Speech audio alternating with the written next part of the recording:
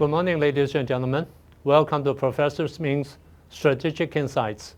My name is Juzheng Ming. I'm a professor emeritus of the Political Science Department, National Taiwan University. The topic I'm going to share with you today is the Communist China's attitude toward the war in Ukraine. Before getting to the subject, let me divert your attention to two pieces of news.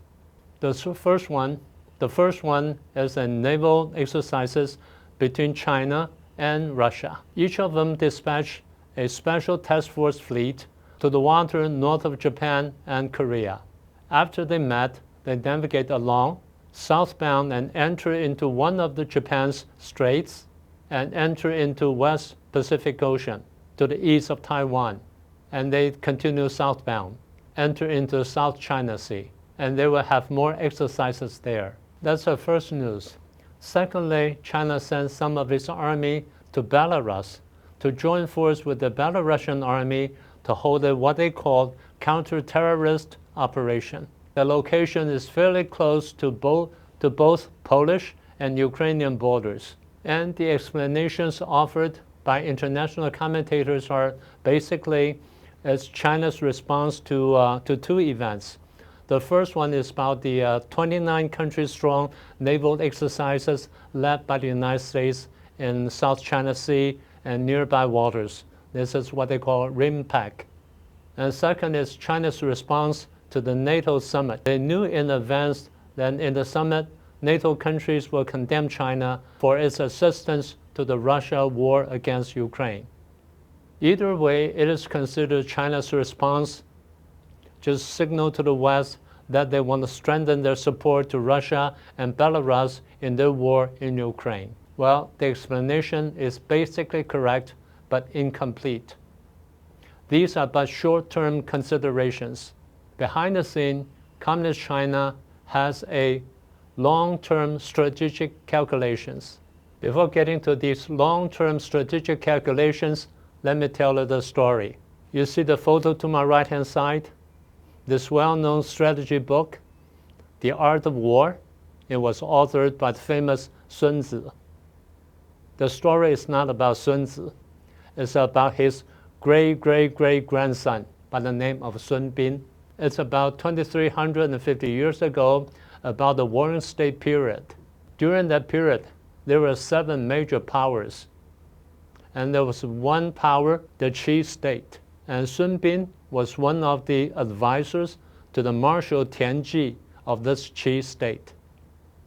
The king of the state had a hobby. He loved to race horses with his nobles, his marshals, generals, and other princesses. And Tianji, as one of the top marshals, had to participate in these games. In each of the games, usually there are 3 races. One among the top-ranking horses, and second among the middle-ranking horses, and then third one among the low-ranking horses. And there are prizes associated with these games. For instance, each participant would have to bet roughly 10 ounces of gold.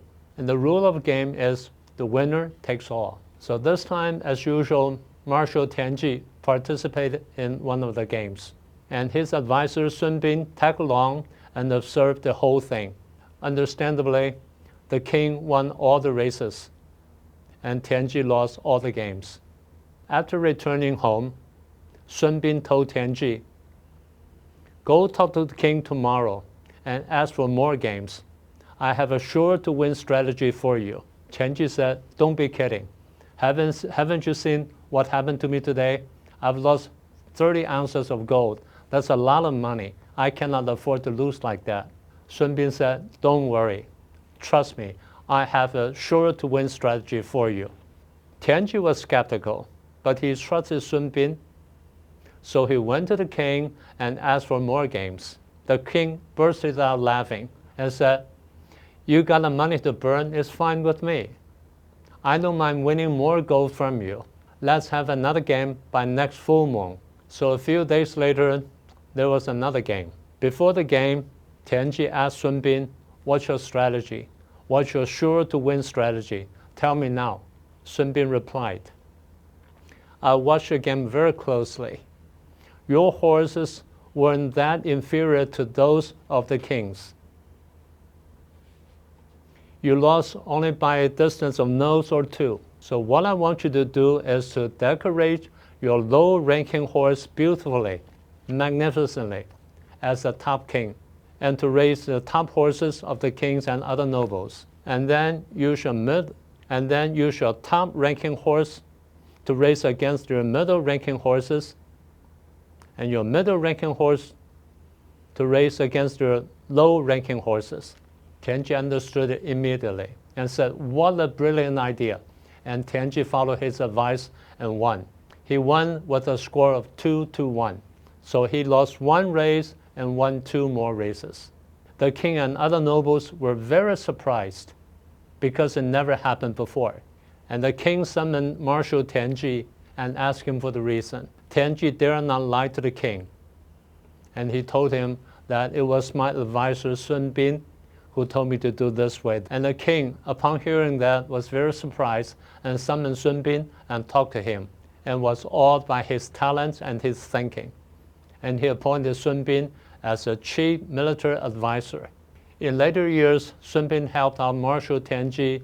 They fought and won many wars and gained a lot of territory for the state. So that leaves us a saying for thousands of years: to tackle your opponent's top horse with your low-ranking horses. But after hundreds and thousands of years, the implications of this saying have expanded and twisted. And now by Chinese, it means use your low-ranking horse to entangle with your opponent, to tie him up, and to wear him out eventually. So you may wonder, how is this horse racing story happened 23-some-hundred years ago having to do with the war in Ukraine today?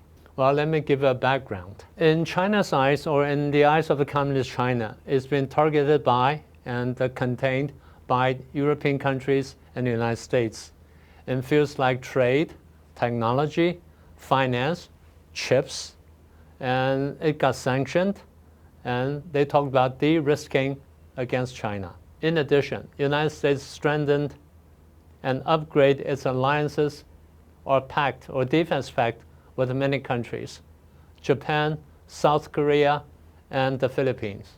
And back in 2021, the United States established a new defense pact called AUKUS with Australia and UK, also targeting Communist China as its main opponent. And not to mention the G7 countries, the European Union, and NATO all accused China, Communist China, of helping Russia, threatening Taiwan, and challenging international order. So in the eyes of Communist China, it's been targeted at, isolated by, and contained by the Western powers, led by the United States. So after the outbreak of the Ukraine war, China has been thinking, how can I make the best use of this war to push forward or to promote my national interest? Namely, what would my strategic calculations be for this war? Eventually, they came up with 2 ultimate goals. The first goal is to divert the West's attention away from China and to reduce pressure. The second goal is to use this war as a war of attrition, to wear out the military strength, armament and equipment, state finance, and even social morale of the United States, European countries, and even Russia. So in this case, as Communist China see it, Ukraine is its low-ranking horse, and the United States, European countries, and Russia would be the top-ranking horses. China wants to use the low-ranking horse, Ukraine, to wear out the top-ranking horses: the United States, European countries, and Russia. So for the Chinese communists, the Ukraine war would be the longer the better, the more ferocious the better.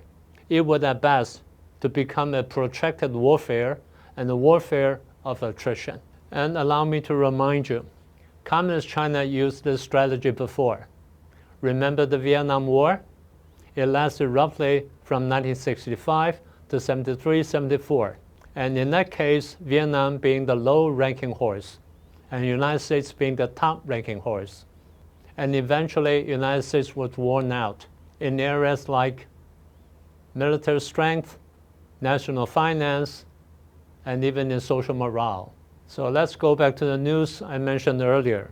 China sent its forces to have military exercises with both Russia and Belarus, just to show support to Russia for its war effort against Ukraine, and eventually to wear out the United States, European countries, and Russia. This is what they say by adding oil to the fire, just to prolong the war. In addition to buy oil from Russia and provide them with chips, parts, and dual-use component parts. And finally, allow me to remind you, there's more to China's calculation of this Ukrainian war. It accuses the United States of adding oil to the fire by providing weapons, more weapons to Ukraine to prolong the war. So the United States is a bad guy. It makes fortune and makes money out of war.